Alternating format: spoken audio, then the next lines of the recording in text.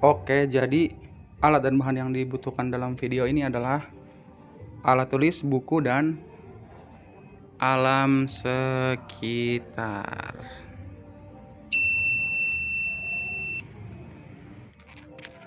Langkah kerja dari praktek ini yang pertama adalah kita siapkan alat tulis, lalu kita pergi ke lingkungan sekitar, amati tumbuhan dan makhluk hidup yang ada di sekitar, lalu catat ke dalam buku ini, amati ciri-cirinya, lalu bubuhkan tanda pada setiap tulisan di sininya.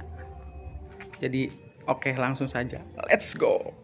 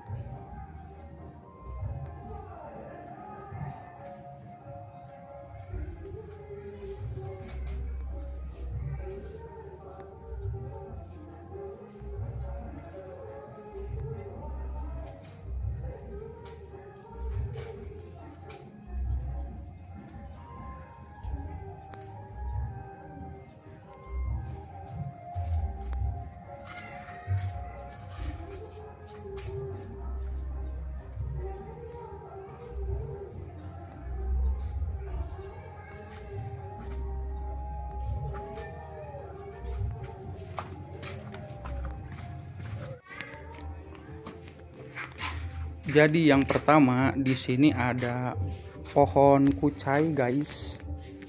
Ada pohon kucai. Ada pohon kucai.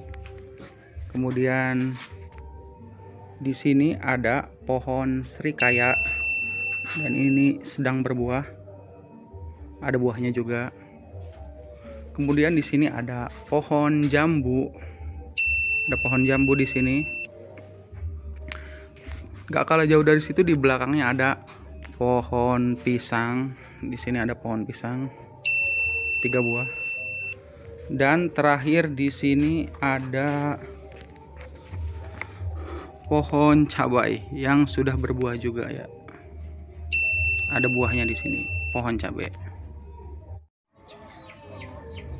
Lalu untuk hewannya di sini ada ayam.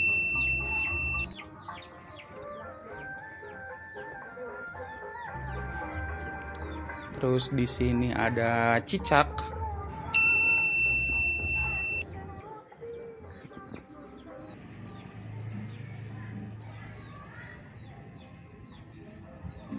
Di sini ada semut.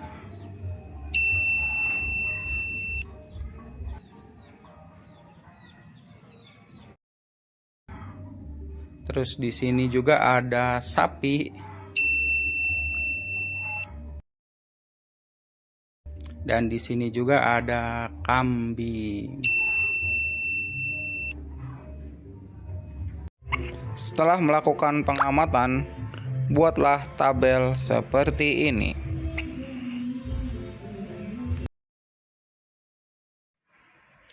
Berikut beberapa penjelasan tentang ciri makhluk hidup.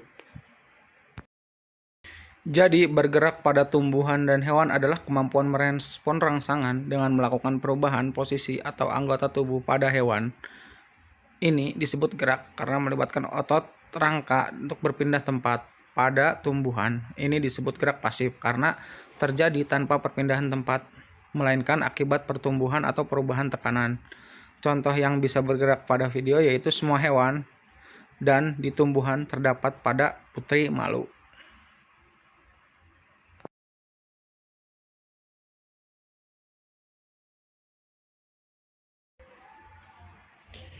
Yang kedua ada bernapas. Bernapas adalah proses menghirup udara atau proses pengambilan oksigen dari lingkungan untuk memecah senyawa organik menjadi energi, air, dan karbon dioksida. Meskipun fungsi dasarnya sama untuk bertahan hidup, mekanisme dan organ pernapasan keduanya memiliki perbedaan khas. 1. Pernapasan pada tumbuhan. Tumbuhan tidak memiliki organ pernapasan khusus seperti hewan, melainkan menggunakan struktur pertukaran gas khusus untuk mengambil oksigen dari udara dan melepaskan karbon dioksida. Contohnya stomata, yaitu pori-pori kecil yang umumnya terletak di permukaan daun. 2. Pernapasan pada hewan. Sistem pernapasan pada hewan jauh lebih bervariasi bergantung pada spesies dan habitatnya. Contohnya mamalia, reptil, dan burung bernapas menggunakan paru-paru. Berikutnya adalah perlu makan atau nutrisi. Hewan dan tumbuhan memerlukan makanan dan minum untuk bertahan hidup. Makanan dan air berfungsi sebagai sumber energi utama untuk beraktivitas, membangun serta memperbaiki sel-sel tubuh, mengatur suhu, dan memperkuat sistem kekebalan tubuh agar terhindar dari penyakit.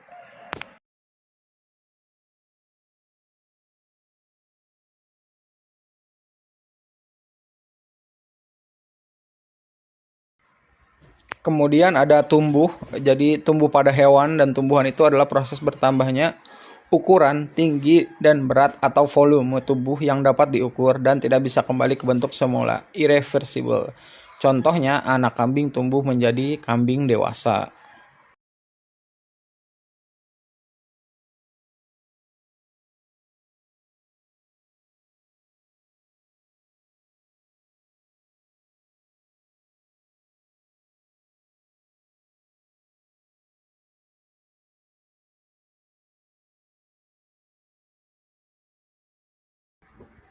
Terakhir ada berkembang.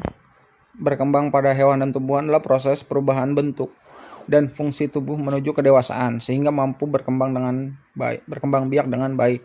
Berbeda dengan pertumbuhan yang berfokus pada pertambahan ukuran fisik seperti tinggi atau berat, perkembangan bersifat kualitatif atau tidak dapat diukur dalam angka, melainkan melalui pengamatan fungsi dan kecakapan. Contohnya, biji tanaman tumbuh menjadi pohon yang dapat berbunga dan berbuah. Sekian video praktek dari saya, kurang lebihnya mohon maaf. Sekian, wabillahi taufiq wal hidayah. Wassalamualaikum warahmatullahi wabarakatuh.